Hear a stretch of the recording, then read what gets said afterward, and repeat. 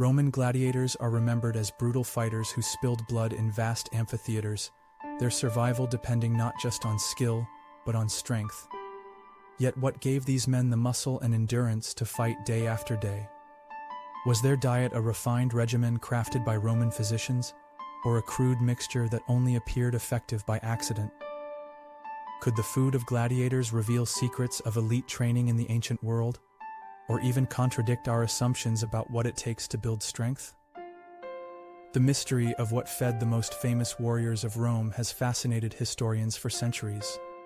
To understand their diet, we first need to understand who the gladiators really were. They lived during the height of the Roman Empire, with the most famous games held between the 1st century BC and the 4th century AD. Far from being uniform, gladiators came from many backgrounds: prisoners of war, enslaved people, condemned criminals, or volunteers seeking fame and fortune. Their lives played out in gladiatorial schools called ludi, where they trained, lived, and ate under the supervision of professional managers. Food was not just sustenance, it was a calculated part of their conditioning, a tool for both strength and survival in Rome's blood-soaked arenas. The clearest clues about gladiator diets come not from ancient texts, but from the bones they left behind. Archaeologists excavated a mass grave in the city of Ephesus, in present-day Turkey, uncovering the remains of over 60 men believed to have been gladiators. Studies of their bones revealed a surprising truth. Using modern forensic techniques, researchers measured chemical signatures that revealed what food these men had consumed in large quantities. The findings painted a picture of a diet rich in carbohydrates and remarkably different from the meat-heavy regimens we might expect of Rome's warriors. Barley appeared to be at the heart of the gladiator diet. Ancient writers even referred to them as hordearii, or barley men. Far from an insult, this name reflected just how central the grain was to their meals. Historians believe barley's high carbohydrate content was essential for maintaining both their energy levels and the bulkier physiques often associated with gladiators. Unlike lean athletes of Greece, gladiators appeared to favor a kind of controlled weight gain that protected them in combat. Extra body mass that could absorb superficial cuts without being fatal. Alongside barley, gladiators consumed large amounts of beans, peas, and lentils. These legumes were an important source of plant-based protein, helping rebuild muscle after grueling training sessions in the arena.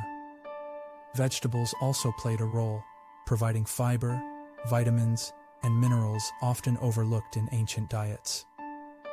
Together, grains and legumes created a balanced, economical diet that could be sustained across large training schools.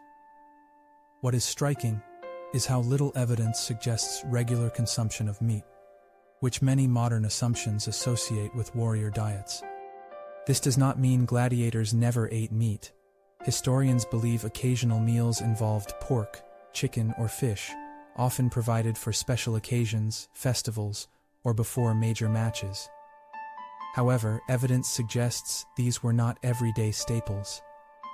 Meat was expensive, and the managers of gladiator schools sought to feed their fighters efficiently and affordably. It seems meat was reserved less as a training ingredient and more as an occasional indulgence, supplementing the plant-based meals but never replacing them. One of the most fascinating discoveries about gladiator nutrition involves their unusual drink made with plant ash.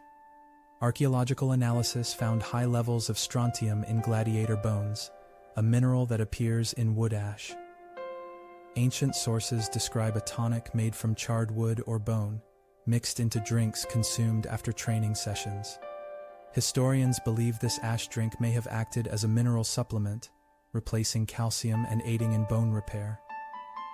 In an era with no sports science, the practice suggests an early form of nutritional supplementation, helping gladiators recover from constant physical punishment.